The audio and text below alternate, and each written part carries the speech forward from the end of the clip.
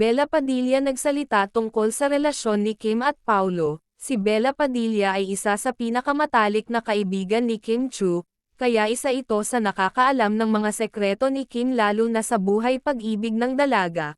Ayon kay Bella, marami umanong pinagdaanan ang kanyang kaibigan lalo na nang maghiwalay sila ng kanyang long-time boyfriend na si Sian Lim.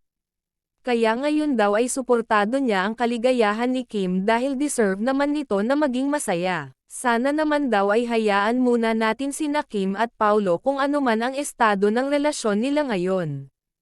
Basta ang importante daw ay maging masaya ang best friend niyang si Kim Chu. Dagdag pa nito, napahanga naman ang mga netizens sa mga tinuran ni Bella Padilla. Sa ngayon nag-aabang sila sa mga susunod na kaganapan sa buhay pag-ibig ni na Paulo at Kim.